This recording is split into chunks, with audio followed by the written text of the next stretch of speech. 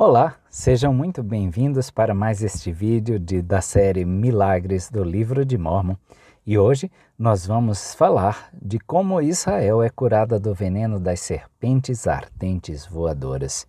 Essa história se encontra em 2 Nef, capítulo 25, 20, Alma 33, 19 a 21, Elamã 8, 13 a 15, Números 21, 8 a 9, 2 Reis 18, 4 e João 3, 14 a 17. O milagre. Como os edomitas não permitiram que os israelitas passassem pela sua terra, os israelitas estavam viajando ao redor de Edom quando esse milagre aconteceu. Mas, como sempre, os israelitas ficaram impacientes por causa da inconveniência de terem de voltar atrás e assim começaram a murmurar contra Deus e Moisés. Você nos trouxe aqui para morrer sem pão nem água? Detestamos esse maná monótono. Ver Números 21, 4 a 5. Como consequência da atitude deles, o Senhor enviou cobras venenosas que picaram os israelitas e muitos morreram. Isto provocou medo e desculpas por parte dos israelitas, que imploraram a Moisés para que Deus levasse embora as cobras. Então Moisés orou a Deus em favor deles. Em resposta, o Senhor ordenou a Moisés que fizesse uma cobra de bronze e a colocasse no topo de um poste, e aqueles que tivessem sido mordidos só precisariam olhar para ela com fé e seriam curados. Então, Moisés fez como o Senhor ordenara. Panorama. Nefe, filho de Leí, Zenoque, Nefe, filho de Elamã, Moisés e João, o amado, bem como o autor de 2 Reis, todos prestaram testemunho desse milagre. Na verdade, é um dos milagres mais amplamente atestados nas Sagradas Escrituras. Todos os autores do Livro de Mórmon o usam como instrumento de ensino e presumem que seus leitores estão bem familiarizados com o milagre.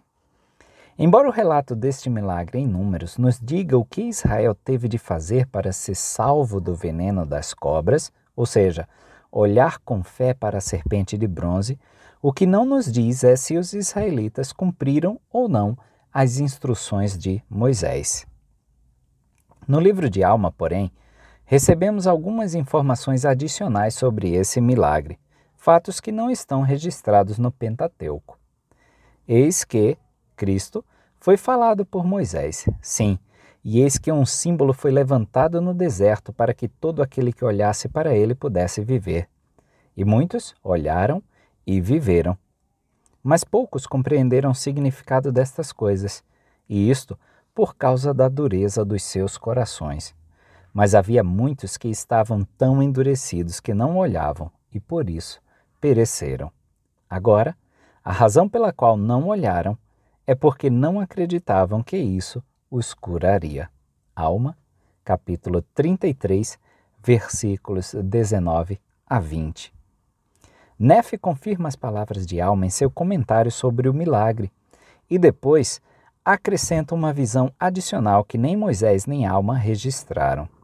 Ele nos diz: "E o Senhor enviou serpentes voadoras ardentes entre eles, e depois que foram mordidos, ele preparou um meio para que pudessem ser curados. E o trabalho que eles tiveram que realizar foi olhar. E devido à simplicidade ou facilidade do caminho, muitos pereceram." 1 Nef 17, 41. Assim, aprendemos no livro de Números o que os israelitas precisavam fazer para serem salvos. Mas no livro de Mórmon, aprendemos que muitos não tinham fé suficiente para obedecer às instruções simples do profeta. Consequentemente, muitos morreram. Nefe nos conta que os israelitas achavam que o caminho para a salvação era simples demais. Embora isso pareça quase incompreensível, talvez muitos de nós sejamos igualmente culpados de tornar as coisas mais difíceis do que realmente são. Nefe também fala das serpentes não apenas como serpentes ardentes, ou seja, cobras cujo veneno faz o corpo queimar, mas como serpentes voadoras ardentes, ou seja, cobras que podiam avançar uma grande distância para atingir suas vítimas. A implicação é que não haveria como escapar da picada dessas víboras venenosas. Todos estavam em perigo. Uma incongruência óbvia aparece na versão do milagre no Antigo Testamento. Um comentarista observou: a descrição da praga parece ser de algo que estava se espalhando rapidamente. No entanto, Moisés teve que dedicar algum tempo para moldar ou dirigir a modelagem de uma imagem de metal de uma das cobras venenosas. Quanto tempo levaria para fazer tal estátua ou imagem? Só podemos adivinhar. Mas alguém poderia pensar em horas, não em minutos. Qualquer pessoa mordida certamente morreria antes que tal imagem pudesse ser criada. O Midrash judaico oferece uma explicação plausível de como Moisés conseguiu uma cobra de bronze tão rapidamente. Sugere que, assim como Moisés transformou seu cajado em uma serpente na corte do faraó, ele provavelmente o transformou em uma cobra de bronze durante esse milagre. Assim, a necessidade de uma serpente moldada em latão não foi descartada depois que o milagre foi realizado. Na verdade, foi retido por Israel durante cerca de 500 anos e, eventualmente, tornou-se inapropriadamente um objeto de adoração para eles. Assim, quando o rei Ezequias viu que os israelitas estavam queimando incenso para ele, o quebrou em pedaços para acabar com seu comportamento idólatra. Segundo Reis, capítulo 18, versículo 4. Uma fonte afirma: Ezequias achou necessário destruir a relíquia para que pudesse pôr fim à idolatria. A história se repete e os homens ainda adorariam, se pudessem, o lenho sagrado da cruz de Cristo. E na falta disso, são obrigados a contentar-se com cruzes e crucifixos pintados ou esculpidos. Como já foi observado, o maná era um símbolo de Cristo. Então, nós vamos falar agora dos elementos simbólicos. Visto que Jesus é tipificado por este pão enviado do céu, uma rejeição do maná celestial é equivalente a alguém desprezar a graça de Deus no Salvador. Assim, para os israelitas dizerem a Moisés e a Deus: nós estamos fartos de maná, em Números 21, 4 a 5, equivalia a dizer que estamos doentes de Cristo, que como este maná nos sustenta dia após dia. A cobra é um símbolo curioso.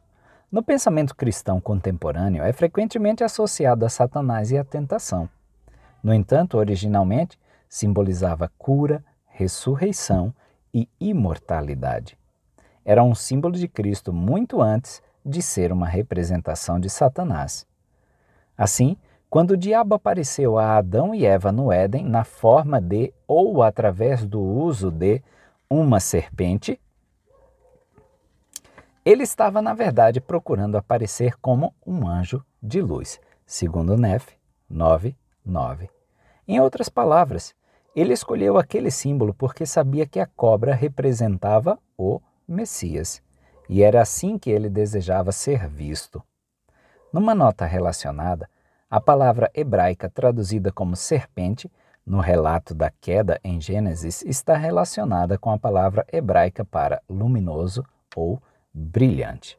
Assim, alguns sugeriram que o relato de Gênesis não deveria ler serpente, mas sim anjo de luz. Ginsberg registra: Satanás assumiu a aparência de um anjo. Alguns comentaristas desse milagre argumentam que a razão pela qual Moisés foi ordenado a fazer uma serpente de bronze para Israel exercer fé é porque Jesus, que não conheceu o pecado, tornou-se pecado por nós, para que fôssemos feitos justiça de Deus nele. 2 Coríntios, capítulo 5, versículo 21. Embora seja verdade que Jesus assumiu a carne para que pudesse nos ajudar a vencer a carne, o simbolismo da serpente neste milagre provavelmente não é sobre como Jesus assumiu a aparência daquilo que é humano. Pelo contrário, é mais provável que o simbolismo esteja centrado no papel de Jesus como curador e provedor da ressurreição. Curiosamente, a palavra hebraica para Messias, Mashiach, totaliza 358 na gematria. A palavra gematria significa literalmente contar por números. Na maioria das sociedades antigas, letras e números eram usados de forma intercambiável. Cada letra de um alfabeto tinha um valor numérico. Tecnicamente falando, a gematria é um modo de interpretação em que o valor numérico é substituído por cada letra de uma palavra. Ao fazer isso, o valor numérico de uma palavra poderia ser determinado e comparado para possíveis relações com outras palavras que possuíssem o mesmo valor numérico. Da mesma forma, a palavra hebraica para serpente, nakar, tem o valor numérico de 358. Assim, pela gematria empregada em Números 21, confirma-se que a serpente levantada por Moisés sobre seu cajado era, de fato, um tipo do Salvador, Jesus Cristo. Satanás atacou Israel, fazendo-os adorar falsos deuses, como os desejos da carne. Mas neste milagre, o verdadeiro Messias aparece, retomando o seu símbolo de serpente e oferecendo a cura a Israel do convênio, algo que só ele tinha o poder de dar. Numa nota relacionada, a igreja cristã primitiva acreditava que as picadas de cobra mencionadas neste milagre representavam más ações, idolatrias e outros pecados. Um padre da igreja escreveu: as feridas causadas pela serpente ardente simbolizam a venenosa sedução dos vícios que afligem a alma e provocam sua morte espiritual. Os pecados que arrastam a alma e o corpo para a destruição são apropriadamente representados pelas serpentes, não apenas porque eram ígneas, venenosas e astutas em provocar a morte, mas também porque nossos primeiros pais foram levados ao pecado por uma serpente. Assim como cada um dos israelitas corria o risco de ser mordido por essas serpentes voadoras ardentes, assim também cada um de nós somos mordidos pelo pecado. Romanos 3, versículos 19 e 23. Consequentemente, cada um de nós precisa de Cristo e de seu poder de cura, conforme encontrado em sua expiação. Latão e cobre são tipicamente símbolos de julgamento. Assim, quando Moisés ergueu a cobra de bronze no mastro na tentativa de destruir os efeitos das serpentes voadoras ardentes, a tipologia cristocêntrica é aprofundada através do emprego do bronze, pois Cristo será o juiz de toda a humanidade. João capítulo 5, versículo 22. Da mesma forma, em Daniel 10, 6 e Apocalipse 1, 15, ver também capítulo 2, versículo 18, Cristo é descrito como tendo pés de bronze. Em ambos os casos, parece que a mensagem é que, além da imagem de força, estabilidade e permanência, a vida de Cristo foi tal que ele poderia servir como o juiz perfeito, porque ele viveu a vida perfeita. Aplicação e alegoria.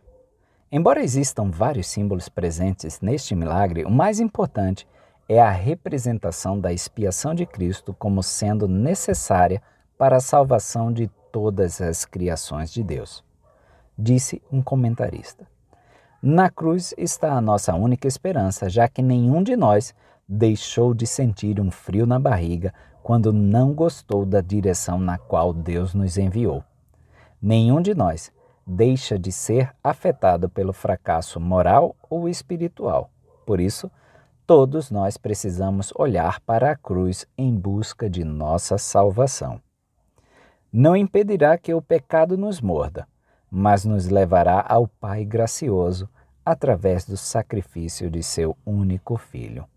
Da mesma forma, em Elamã 8, 14, 15, encontramos a seguinte aplicação desse milagre.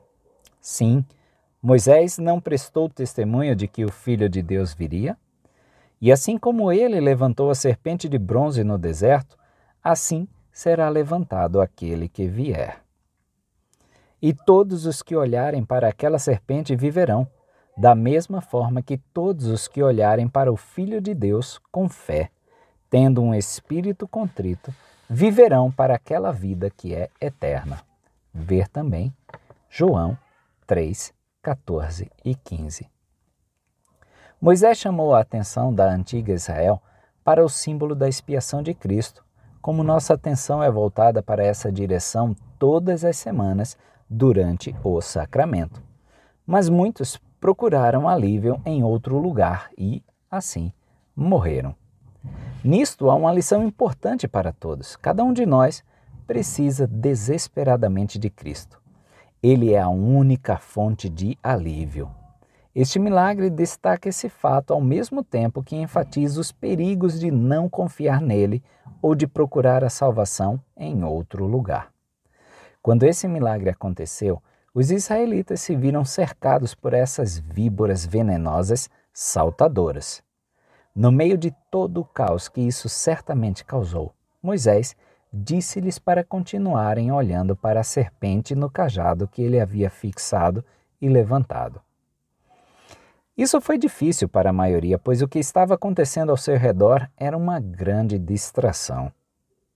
Como Spurgeon sabiamente observou, a maneira mais saudável de viver onde as serpentes enxameiam é nunca tirar os olhos da serpente de bronze. Sem nenhum desejo de parecer pessimista, acredito que vivemos em um mundo absolutamente unido a influências satânicas. Se mantivermos os olhos em Cristo, como Moisés encorajou os israelitas a fazerem, o adversário não terá acesso a nós. Disse que o profeta Joseph ensinou: o diabo não tem poder sobre nós, somente quando lhe permitimos. No momento em que nos revoltamos contra qualquer coisa que venha de Deus, o diabo toma o poder. Embora esse milagre nos lembre o que Israel precisava fazer para ser salva, ou seja, olhar para Deus e viver, Alma 37:47, ele também nos conta um pouco sobre o que Cristo precisava fazer para nos salvar, ou seja, oferecer sua vida como resgate pelo pecado. A criação da serpente de bronze por si só não foi suficiente, observou um comentarista. Tinha que ser levantada. A vinda de Jesus ao mundo por si só não foi suficiente. Ele devia ter sido levantado. Cristo viveu uma vida perfeita e, ao fazê-lo, mostrou-nos o caminho para viver. No entanto, ele também precisava morrer de forma perfeita, ou sua vida perfeita teria sido em vão. Este milagre destaca a importância da sua morte e do poder que reside no sacrifício de Cristo para curar e salvar. Um comentarista sugeriu que há também uma mensagem sobre o arrependimento adequado neste milagre. Ela escreveu: não teria adiantado que os israelitas mordidos lavassem suas feridas, ou colocassem pomadas ou emplastros sobre elas, ou as enfaixassem. Mas há muitos que tentam se livrar dos pecados desta forma. Lavam suas feridas com lágrimas de arrependimento. Colocam o unguento das boas palavras ou os emplastros das boas resoluções e se enfaixam fazendo o melhor que podem.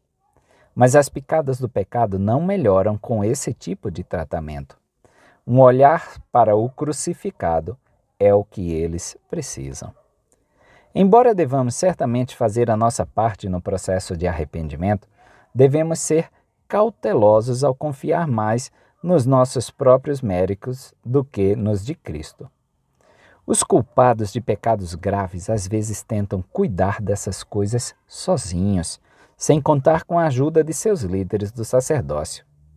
Esse milagre parece enfatizar que não havia nada que os mordidos pudessem fazer para se salvar do veneno que percorria suas veias. Na verdade, aqueles que se recusaram a olhar com fé para a serpente de bronze morreram, não importa o que tentassem fazer por si mesmo. E assim eram representações simbólicas maravilhosas daqueles que estão dispostos a trabalhar, mas não estão dispostos a confiar. Devemos fazer tudo o que pudermos para mudar, arrependermos, ser santos e parar de pecar. Contudo, no final, devemos também lembrar que é a expiação de Cristo e não as nossas débeis obras que nos salvará de Satanás, do pecado e da morte. Por último, o elder A. Theodore Tuttle, dos 70, ofereceu esta aplicação moderna do milagre das serpentes voadoras de Moisés. Naquela serpente, eles seriam curados. O relato diz que muitos pereceram porque nem sequer olharam. Ver 1 Nef 17, 32, 41. Ver também Números 21, 8 a 9. Eles estavam tentando fazer o que você e eu, como pais, precisamos fazer com nossas famílias hoje. Desenvolver nelas fé no Senhor. E a maneira de fazer isso é contar os exemplos de fé que aconteceram na nossa história e no nosso patrimônio e com o nosso povo. Esse é o valor da história. Contém relatos de fé do nosso próprio sangue e ancestralidade do nosso próprio povo e dos nossos filhos. Não podemos passar uma geração sem perder a fé se não fizermos isto. E para criar uma geração de fé no que devemos fazer nesses últimos dias, você e eu simplesmente devemos desenvolver e aumentar a fé no Senhor Jesus Cristo. Assim como os profetas do livro de Mórmon compartilharam esse milagre do passado de seus povos como um meio de edificar a fé daqueles no presente, você e eu deveríamos contar à nossa própria posteridade as histórias de fé e milagres de nossas vidas e das vidas de nossos ancestrais. Conseguem enxergar a importância de se manter um diário pessoal?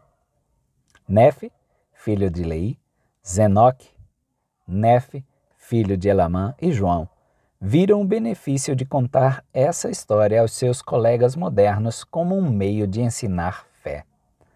Temos nossas próprias histórias de como superamos as mordidas do adversário ao focarmos nossos olhos de fé em Cristo?